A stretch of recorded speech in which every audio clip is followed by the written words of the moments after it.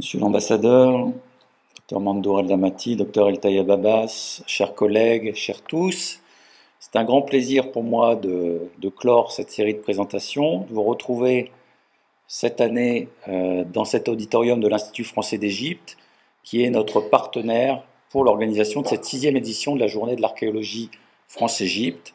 J'en profite pour remercier Nadine Delattre, directrice adjointe de l'IFE et ses équipes, ainsi qu'à l'IFAO Amr Bagat pour l'organisation de cet événement. Et bien sûr, puisqu'il s'agit d'archéologie aujourd'hui, je voudrais remercier chaleureusement l'ensemble du ministère du Tourisme et des Antiquités pour nous permettre de mener à leur côté ces différentes missions de fouilles et d'études. En premier lieu, évidemment, mes remerciements vont au ministre, son Excellence Khaled El Enani, pour les mots de soutien qu'il a voulu nous adresser ce soir par l'intermédiaire de notre collègue Dr El Tayyab Abbas. Je voudrais aussi remercier Dr Moustapha Ouaziri, secrétaire général du Conseil suprême des Antiquités, ainsi que tous les collègues du ministère avec qui nous travaillons au quotidien, sans oublier bien sûr sur le terrain les inspecteurs qui accompagnent nos missions. Alors vous retrouvez ici en présentiel, c'est déjà le signe que la situation générale est revenue à une certaine normalité après la pandémie, et évidemment le bilan des activités de l'IFAO reflète également cette embellie après les difficultés de la période 2020-2021, pendant laquelle, même si nous avons voulu maintenir une certaine stabilité dans nos actions, nos travaux étaient pour une part empêchés. Alors, le second semestre de l'année 2021 a connu une reprise très forte des travaux archéologiques, missions de recherche, manifestations scientifiques, avec un effet de rattrapage. Comme on le voit sur ce graphique, ce sont 17 missions qui se sont succédées en 4 mois entre septembre et décembre 2021, autant que dans les 6 mois qui ont suivi en 2022. Alors l'IFAO a su gérer cette pression grâce aux efforts et à la flexibilité de ses services, de tout son personnel, que je remercie évidemment chaleureusement, et qui est évidemment redevable de ce bilan si riche. L'IFAO possède, je le rappelle, le très grand atout de pouvoir gérer l'ensemble de la chaîne nécessaire aux opérations archéologiques, depuis la logistique des chantiers, la restauration, le traitement des données en laboratoire, jusqu'à l'analyse des données, leur conservation, leur archivage, leur diffusion à travers l'informatique, les réseaux numériques, mais aussi son imprimerie et donc sa diffusion d'ouvrages papier. Alors l'IFAO, je vous le rappelle, est un établissement dépendant du ministère de l'Enseignement supérieur et de la Recherche. C'est une des 5 grandes écoles françaises à l'étranger, donc constituée en réseau. Il bénéficie aussi pour les opérations archéologiques de soutien institutionnel. Évidemment, en premier lieu, le ministère de l'Europe et des Affaires étrangères, qui soutient les missions à travers la Commission des recherches archéologiques à l'étranger. Donc plus de 10 missions sont soutenues par ce biais. Et évidemment, nous cofinançons les opérations avec les UMR françaises, le CNRS, universités, les musées et beaucoup d'autres institutions partenaires comme l'INRAP par exemple. Et puis nous bénéficions de mécénat à travers des mécènes constitués en fondations, donc Fondation Michela Schiff-Giorgini, la Fondation ARPAMED, la Fondation Khéops et bien d'autres sources qu'il m'est agréable de remercier ce soir. Alors dans cette présentation, je vais faire une sélection forcément drastique des activités de l'IFAO de l'année 2021-2022, ne serait-ce que parce que je ne peux pas évoquer, ne serait-ce que en les nommant, toutes les opérations menées par l'IFAO. Vous trouverez des informations beaucoup plus complètes dans le bulletin archéologique des écoles françaises à l'étranger, auquel l'IFAO contribue pour une grande part, donc 24 contributions pour l'année 2021. Donc ça se trouve en libre accès sur Open Edition, et puis évidemment à travers notre site web, petit problème d'affichage là, mais donc le site web de l'IFAO qui contient beaucoup d'informations sur les actualités, mais aussi des contenus de référence sur les sites sur lesquels nous travaillons, l'accès aux conférences enregistrées et puis à des bases de données, la dernière ayant été mise en ligne étant celle des scellés du site de Balat par Laure Pantalacci. Alors, je vais présenter un certain nombre de missions en suivant un ordre globalement chronologique et en m'intéressant d'abord à l'Égypte du 5e et 4e millénaire avant Jésus-Christ. L'IFAO soutient un grand nombre de missions dans ce domaine.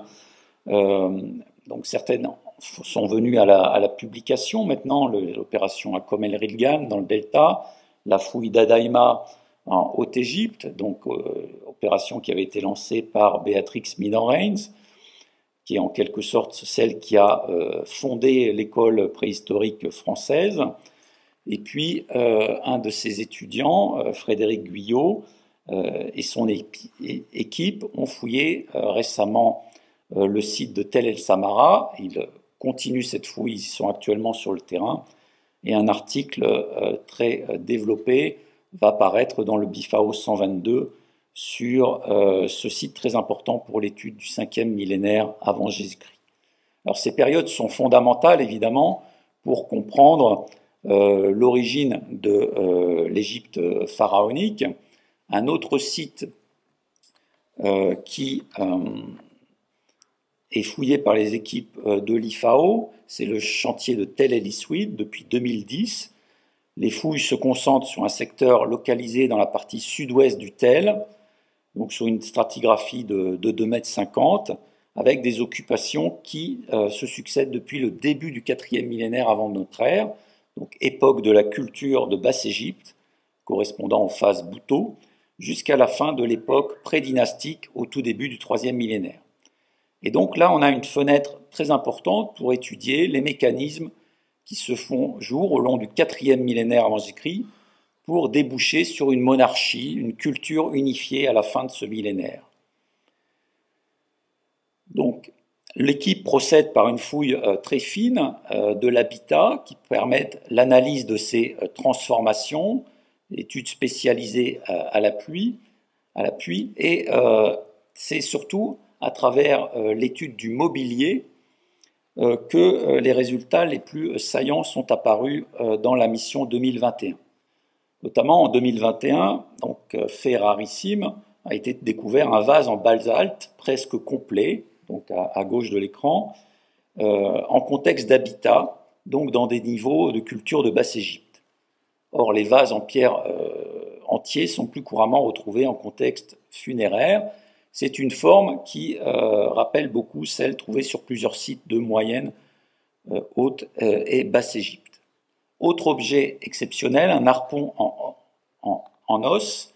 La conservation du matériel osseux est relativement mauvaise dans le delta en général et sur le site de Tel El Issoud. Et dans des niveaux plus sableux, donc cet objet a pu être découvert, qui donne une illustration de ce type d'industrie sur le site.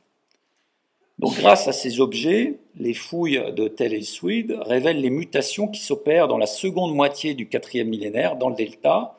On voit les contacts croissants qui s'établissent avec les populations de Moyenne et de Haute-Égypte, et l'étude donc de la céramique, du petit mobilier, montre que de nouveaux besoins se créent qui affectent les modes de vie, et on a une dynamique qui s'installe, qui aboutit un peu plus tard aux changements économiques et sociaux radicaux qui vont accompagner l'unification politique de l'Égypte. Alors si on arrive justement maintenant à cette période du début de l'histoire égyptienne, on rencontre un site qui est celui d'Abou Roache, qui est fouillé ces jours-ci d'ailleurs par Yann Tristan, professeur à la KU Leuven, ancien membre scientifique de l'IFAO.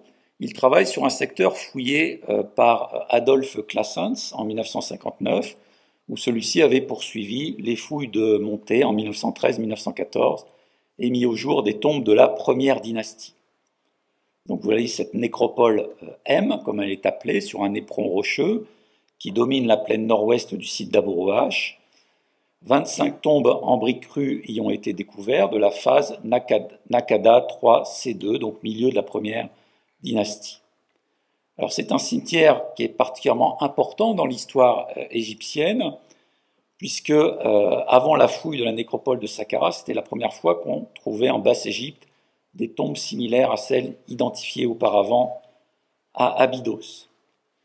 Vous avez ici deux photos montrant pour l'une un détail du mastaba M19 en cours de fouille, et à droite une photo de la petite tombe M21 dans laquelle Classens a laissé 2 jarres à vin et une petite jarre à bière.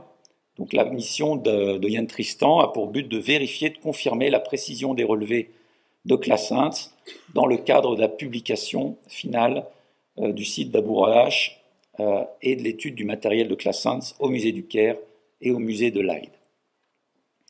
Alors si on avance un peu dans la chronologie, on rencontre le site de Wadi el-Jarf, l'un des sites exceptionnels fouillés par l'IFAO ces dernières décennies.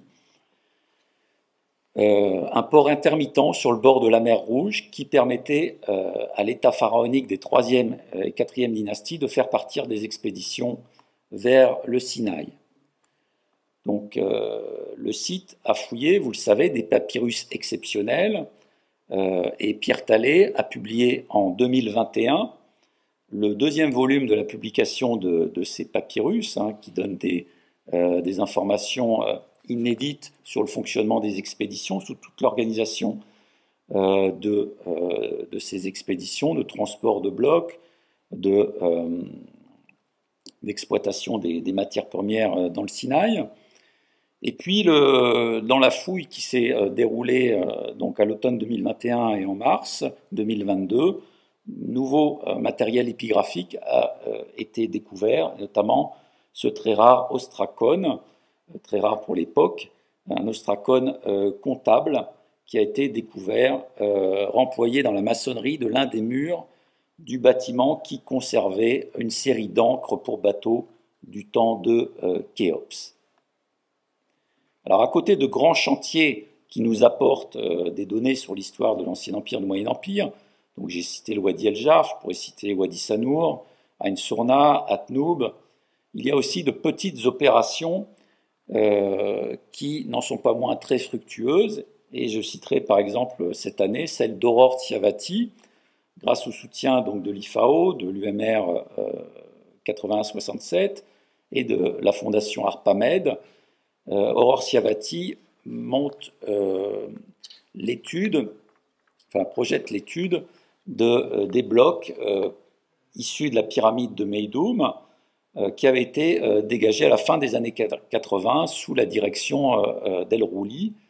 Et plusieurs d'entre eux comportent sur une ou plusieurs faces des marques d'ouvriers inscrites à l'encre rouge, mentionnant des dates, des filets ou d'autres indications relatives au positionnement des pierres.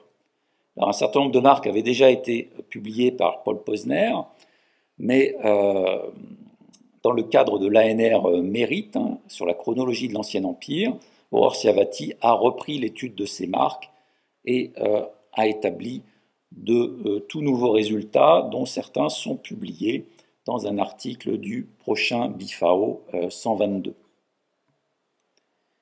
Alors faisons un grand saut dans le temps pour arriver dans le Fayoum, au sud du Fayoum, sur le site de Tebtunis, qui est parvenu cette année à atteindre un objectif qu'elle poursuivait quasiment depuis sa création. Donc le site de Tebtunis, c'est un site urbain avec de vastes quartiers d'habitation gréco-romains. Et ce site a livré aussi énormément de papyrus démotiques, grecs, hiératiques. Et sur l'un des papyrus était mentionnée l'existence d'un temple qui se trouvait aux bordures d'un dromos menant au temple du dieu Taïef Ressoudja. Alors le temple avait été identifié au bout de ce dromos et depuis plusieurs années, l'équipe fouillait le long de ce dromos jusqu'à atteindre donc, ce temple mentionné dans un papyrus. Et donc cette année, l'équipe est enfin parvenue au bout du dromos à dégager Le dernier état de ce temple supposé être celui de Taïef-Ressouja, alors qui connaît plusieurs états de réfection. Donc c'est l'état tardif qui a été dégagé, mais l'existence d'un temple du début de l'époque ptolémaïque a aussi été identifiée. Autre mission de l'IFAO, celle de Komabubilu, donc à l'ouest du delta, menée par Sylvain Denain. Alors c'était un grand soulagement pour l'IFAO et pour l'équipe de pouvoir reprendre cette mission après une longue interruption de plus de 3 ans pour différentes raisons. La mission a pu se dérouler normalement en 2021 et s'est concentrée notamment sur la poursuite de la fouille de la nécropole romaine de cette métropole dédiée à la déesse Dator de Mefkat, donc qui avait été fouillée depuis la fin du XIXe siècle. Alors, on a une nécropole romaine qui est menacée, on le voit au fond de l'image, par l'extension des cultures, et donc il s'agit en grande partie d'une fouille d'urgence.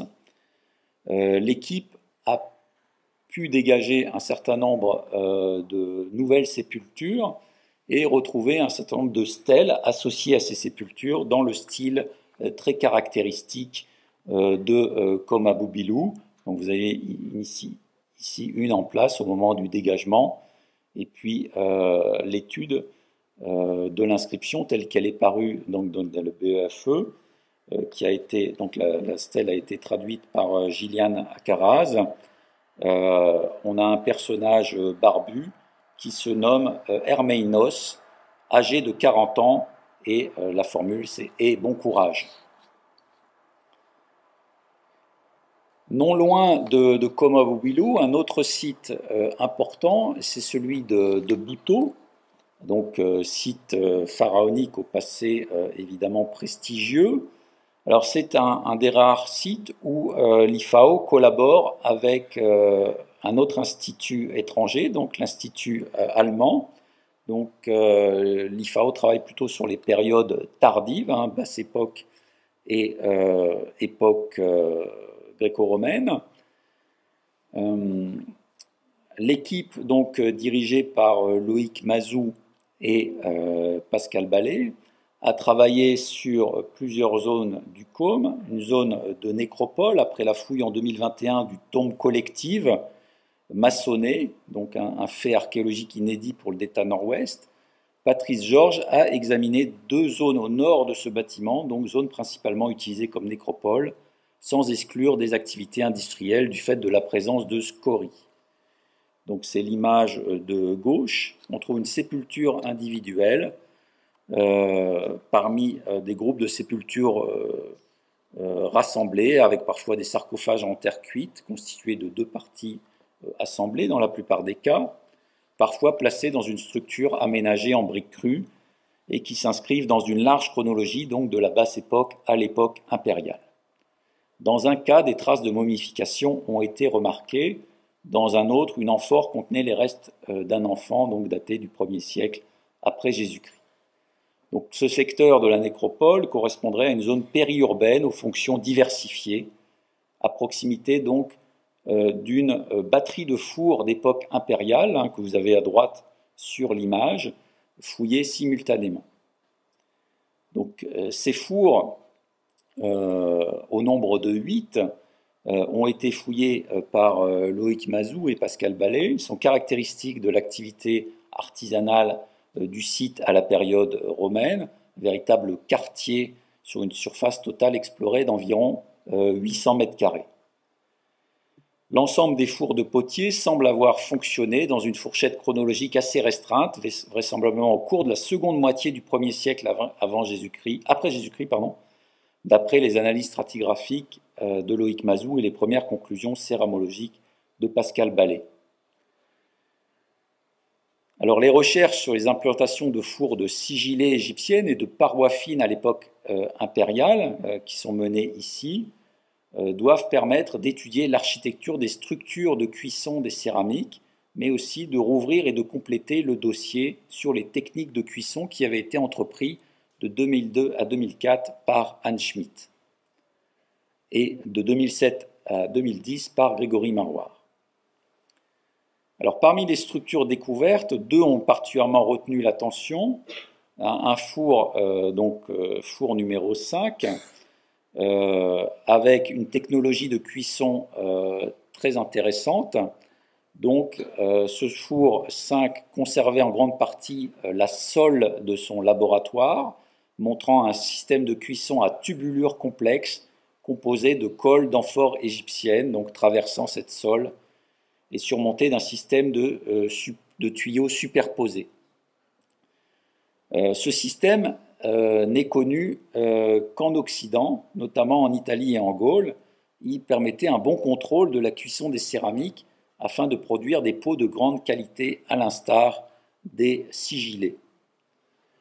Le four numéro 6, quant à lui, est conservé sur une hauteur de 3 mètres. Et là, il y a une particularité d'avoir 2 étages de saule et de laboratoire correspondant à 2 états successifs du four, avec les vestiges du premier état qui correspondent au reste d'une première sole effondrée à la suite d'un incident de cuisson provoqué par une chaleur excessive dans le foyer et par la fonte de la paroi.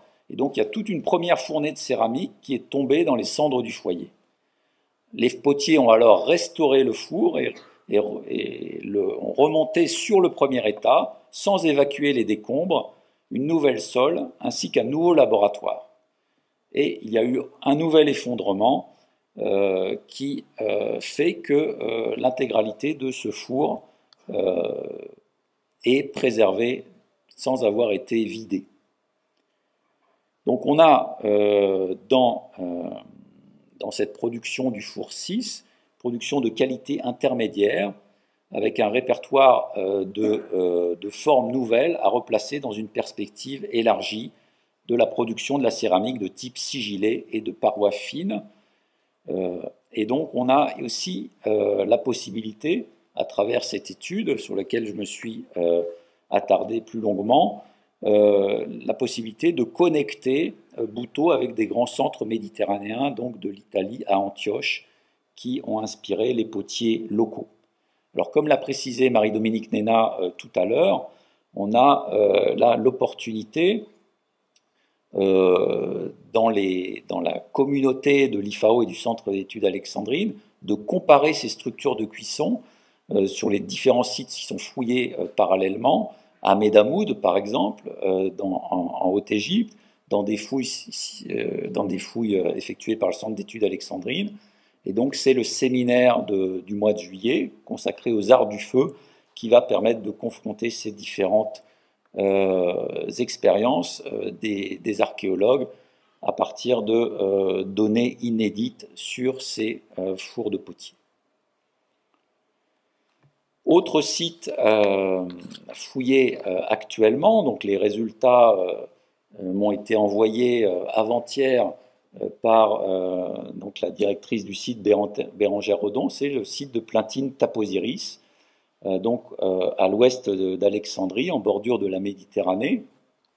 Alors on a plusieurs zones qui sont actuellement fouillées. Dans le site de Plintine, réputé pour sa vigne et son vin, Louis Dauté a fouillé les caves d'une tour datée de la 6e dynastie, donc des caves voûtées. Sur la photo de droite, vous voyez les vestiges d'un autre bâtiment de la même époque saïte, fouillé par Séverine Marquis, comprenant au moins 3 pièces. Et donc, vous voyez qu'il y a tout un complexe qui se fait jour sur le site de Plintine qui va éclairer l'histoire saïte du site et de cette zone.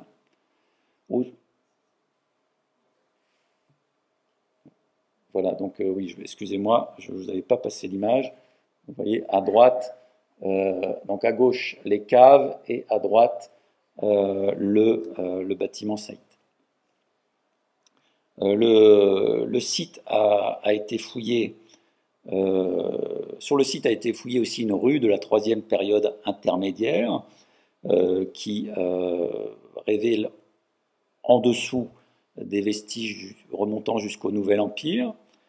Et puis Bérengère Redon a ouvert également un nouveau secteur de fouilles dans le village ptolémaïque de Plintine, avec un bâtiment à cour centrale qui a été nettoyé et dont 3 pièces ont été fouillées.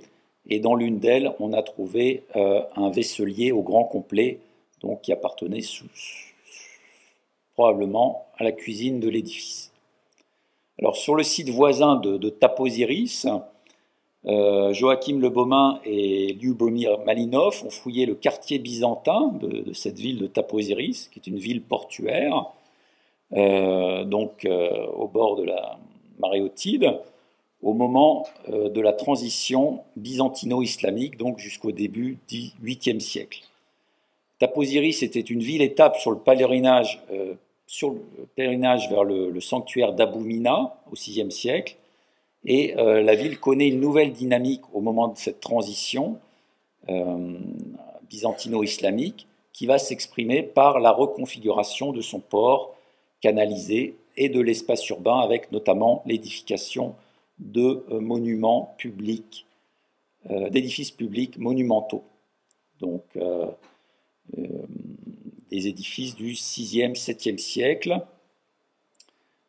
qui ont été mis au jour et fouillés cette année. Alors, les fouilles de l'IFAO concernent aussi des sites encore plus tardifs, des sites coptes, comme le monastère de Bawit, qui est fouillé donc par une équipe dirigée par Florence Calaman et Gisèle Adjimi-Naglou. Les fouilles antérieures continuent à être publiées avec ce volume de Dominique Bénazé consacré à l'église de l'Archange Michel dans le Mastercop de Bawit, qui vient de sortir sur les presses de l'IFAO. L'an dernier, pendant la pandémie, la mission avait été très limitée. L'argent avait été consacré à la construction d'un magasin pour abriter les peintures de l'église qui sont fouillées, qui sont découvertes sur le site et qui sont actuellement étudiées par Elena Rochard. Les fouilles se sont poursuivies cette année en bordure de l'édifice, avec la découverte d'un certain nombre de sépultures, mais aussi la mise au jour d'un grand puits. Et puis, au bout de la chaîne chronologique, on a le site de Kalatcher Hammam, donc une citadelle ottomane, qui est fouillée aussi par une équipe de l'IFAO et de l'université d'Ain Shams, dirigée par le professeur Ahmed Al-Shouki. Donc j'avais déjà eu l'occasion de parler longuement de ce site, situé à proximité de Nagamadi. Cette année, la fouille a été aussi l'occasion d'organiser une field school pour les étudiants égyptiens, donc à travers la fouille systématique des bâtiments d'occupation de cette citadelle ottomane, qui ont livré un grand nombre d'éléments mobiliers contemporains. Un certain nombre d'étudiants ont été formés aux techniques archéologiques et topographiques pendant le cours du chantier. Alors, je voudrais évoquer aussi un certain nombre d'opérations de restauration qui sont menées en parallèle des fouilles archéologiques sur les sites de l'IFAO. Je mentionnerai le site de Dendera. Donc, évidemment, on connaît les recherches archéologiques et épigraphiques intensives qui sont menées sur le site. Je mentionnerai ici simplement une opération qui a été demandée par le ministère du Tourisme et des Antiquités et pour laquelle donc, le ministère des Affaires étrangères a octroyé une subvention spéciale, c'est-à-dire la restauration de l'enceinte de Dendera. Alors vous pouvez imaginer, si vous visualisez la monumentalité de cette enceinte, que ce n'est pas une mince entreprise. Il a été décidé en commun accord avec l'inspectorat de commencer cette opération d'étude et de restauration sur le premier massif jouxtant à l'ouest la porte principale du Téménos, donc localisée au nord du sanctuaire. Alors, près de 40 000 briques ont été réalisées pour commencer cette restauration qui se fait évidemment en respectant la configuration initiale du mur et notamment ses ondulations. Mais évidemment, en préalable de cette restauration, il y a un suivi archéologique et donc le dégagement de l'enceinte avant la restauration a permis de mettre au jour des niveaux d'occupation très tardifs, datant aux alentours du Xe siècle après Jésus-Christ, donc avec un mobilier homogène qui pourrait même dater de l'époque fatimide. Autre opération de restauration, dans le cadre de la coopération entre l'IFAO et le Centre franco-égyptien d'études des temples de Karnak, dans la mission des sanctuaires osiriens que je co-dirige avec Cyril Georgi. Donc nous avons procédé au remontage de la porte de la chapelle d'Osiris Ud-Néfer. Donc vous voyez sur cette photo prise avant 2020, on voit que la porte était quasiment éventrée, qu'elle menaçait de s'effondrer. Et donc grâce à la collaboration du tailleur de pierre Franck Burgos du CNRS et du tailleur de pierre du CFETK Paul Dupuis, nous avons démonté entièrement en 2020 la porte, fouillé les fondations et en 2022, nous avons pu remonter cette porte intégralement, lui assurant une nouvelle pérennité, en tout cas on l'espère. Alors, si j'évoque les opérations de restauration et les opérations de l'IFAO en général, je ne peux pas ne pas citer le site de Der El Médine, avec l'équipe internationale dirigée par Cédric Larcher. Alors, il pourrait évidemment nécessiter plusieurs heures pour évoquer toutes les opérations menées à Der El Médine. Je cite en passant donc la restauration de la tombe de 265 d'Amenemhotep qui a été menée en 2022, et la restauration de cet objet magnifique, la table d'offrande, j'ai mis stèle, mais il faut corriger en table d'offrande, du grand intendant de la divine adoratrice Arwa, qui était conservée dans une caisse qui l'enserrait. Elle était très dégradée et la restauration en a été menée à bien cette année. Alors la restauration menée par l'IFAO se fait dans le cadre des chantiers, mais elle peut se faire aussi dans le cadre de coopération avec les institutions muséales égyptiennes à travers des projets comme celui des panneaux de bois au nom désiré au musée égyptien du Caire, donc piloté par le pôle archéométrie de l'IFAO et le musée égyptien du Caire. Donc ce sont des objets évidemment célèbres qui appartiennent au mastaba de la troisième dynastie au nom désiré, qui nécessitaient une intervention d'urgence du fait des dégradations. Et à travers l'étude archéométrique qui a été menée sur ces panneaux de bois, un protocole de restauration a été établi qui a été le moins interventionniste possible. Vous voyez sur ces photos comparées donc l'état avant-après la restauration de ces panneaux. Actuellement, donc, l'équipe travaille à la conceptualisation d'un nouveau système de redéploiement de ces collections au sein du musée du Caire, avec une reconstitution de l'entrée de la tombe et du couloir ouest contenant les niches dans lesquelles les panneaux furent retrouvés.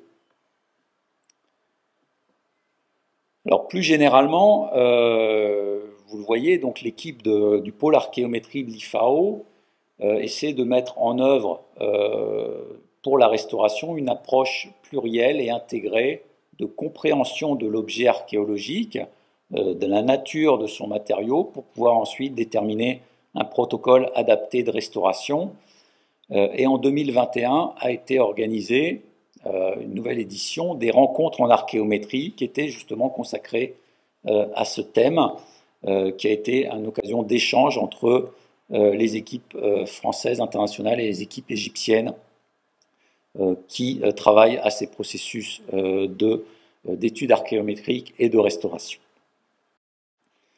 Je cite également l'action de l'IFAO et de la mission française des fouilles de Tanis sur la restauration et l'aménagement du temple de Tanis. En 2019, on avait eu l'aménagement d'un abri sur la nécropole royale. Actuellement, nous travaillons à la finalisation du Visitor Center. Donc les travaux ont été menés par le ministère du Tourisme et des Antiquités pour construire un lieu d'accueil des touristes. Et nous avons produit des panneaux trilingues pour décrire donc l'histoire du site et guider le visiteur en introduction de sa visite de ce prestigieux site du Delta. Alors l'archéologie, ce n'est pas uniquement évidemment des fouilles sur le terrain, mais c'est aussi de l'échange de données entre collègues, de l'étude, des programmes scientifiques transversaux. Évidemment, je ne peux en citer que quelques-uns parmi les dizaines d'événements qui se sont déroulés à l'IFAO en 2021-2022. Un colloque organisé par Sylvie Marchand et Catherine Defernay a été consacré aux conteneurs de transport égyptiens, là aussi dans une perspective transversale pour comparer les céramiques, la production céramique trouvée sur plusieurs sites allant de la deuxième période intermédiaire à l'époque ptolémaïque et insérer cette documentation évidemment dans des réseaux d'échanges, de circulation et dans une perspective historique. Je citerai aussi un colloque qui s'inscrit dans un type de recherche que développe l'IFAO actuellement, c'est-à-dire l'historiographie de la discipline égyptologique, colloque qui a été dévolu à Pierre Lacot, une grande figure du service des antiquités égyptiennes, et qui a été évidemment au cœur d'enjeux diplomatiques au début du XXe siècle, notamment dans le contexte de la découverte de la tombe de Toutankhamon. Ce sont évidemment aussi des séminaires de recherche qui ont permis les échanges à travers des présentations mensuelles dans les locaux de l'IFAO. Vous avez ici les affiches de ces rencontres qui ont été revitalisées en quelque sorte à la rentrée 2021 par l'arrivée aussi d'Abbès Zouache, donc directeur des études, qui les a co-organisées avec les membres scientifiques. Et évidemment, vous retrouverez la liste de toutes nos manifestations sur le site web. Sur le site web, vous trouverez également aussi toutes les opérations de diffusion et de valorisation que nous menons de manière, je dirais, hebdomadaire, avec des conférences organisées, par exemple, en lien avec l'Institut français d'Égypte, les rendez-vous de l'archéologie, qui font parler des responsables de missions archéologiques de leurs travaux en cours, les conférences de l'IFAO, les conférences Midan Mounira, organisées avec l'IDEO. Et puis, nous avons eu la chance de pouvoir organiser aussi, tout récemment, deux nouveaux cycles de conférences. Le cycle Égyptologie Bel Arabi, donc, qui fournit des synthèses sur l'égyptologie par des chercheurs et professeurs égyptiens en arabe, et puis le cycle Aswat autour de conférences et de performances musicales avec pour objet le patrimoine musical égyptien. Cela a été rappelé tout à l'heure, 2021 a aussi marqué le début d'une période de célébration des pères fondateurs de l'égyptologie, avec le bicentenaire de la naissance d'Auguste Mariette, qui a donné lieu à une soirée de conférence dans les jardins de l'IFAO, ainsi qu'à une présentation croisée entre les deux musées de Mariette, celui de la place Tahrir au Caire et celui de Boulogne-sur-Mer, représentées chacune par leurs directrices respectives, donc Sabah Abdelrazik et Elikia Kando. Ces célébrations vont se poursuivre cette année avec le bicentenaire du déchiffrement des hiéroglyphes en 2022. Nous avions inauguré cette année, le 7 mars, lors d'une soirée au cours de laquelle a été présentée l'une des réalisations récentes de l'IFAO dans cette perspective, c'est-à-dire la création d'un guide des écritures de l'Égypte ancienne, édité par Stéphane Paulis, qui réalise une synthèse générale sur l'écriture hiéroglyphique, mais aussi sur toutes les autres écritures qui ont été utilisées en Égypte ancienne, le copte, le grec jusqu'à l'arrivée de l'arabe. Et nous projetons, cela a été rappelé aussi, une exposition, un colloque au deuxième semestre 2022 avec la Bibliotheca Alexandrina et le musée de Figeac. Alors je mentionne aussi que l'IFAO est aussi présent à travers ses productions dans les célébrations parisiennes. Si vous allez visiter l'exposition de l'aventure Champollion de la BNF à Paris, vous pourrez voir un film sur l'imprimerie de l'IFAO et un programme qui vous permet de lire le papyrus Pris, le papyrus des Maximes de Taotep, en direct avec la traduction en suivant le hiératique. Donc c'est une réalisation du programme Écriture dirigé par Chloé Ragazzoli, mené en collaboration entre l'IFAO et la Sorbonne. Et puis, je n'oublie pas que l'IFAO, c'est aussi l'archéologie et les études islamiques, et la figure de Gaston Viette a été aussi mise à l'honneur en 2021 à l'occasion de la parution de l'ouvrage Gaston Viette et les arts de l'islam, en collaboration avec le Louvre et la participation du musée d'art islamique du Caire. Vous pourrez trouver aussi la participation de l'IFAO dans de nombreux autres événements, une exposition sur Marcel Beau, la dessinatrice qui avait travaillé longtemps à l'IFAO à laquelle a été consacrée une exposition à Clermont-Ferrand, et puis actuellement une exposition à Saint-Romain-en-Galles qui est consacrée au site d'Atnoub, qui s'intitule « Expédition en Égypte des carrières d'Atnoub aux Grandes Pyramides », puisque, comme vous savez, les fouilleurs du site d'Atnoub ont pu, grâce à leurs fouilles, déterminer de nouvelles théories sur l'acheminement des blocs pour la construction des grandes pyramides. Ce ne sont que, vous l'avez compris, des aperçus très rapides, je m'en excuse, des multiples activités menées par l'IFAO en 2021 et 2022. Mais en tout cas, j'ai grand plaisir à vous remercier pour votre attention et à vous donner rendez-vous, évidemment, pour la 7e édition de la Journée de l'archéologie en 2023. Je vous remercie.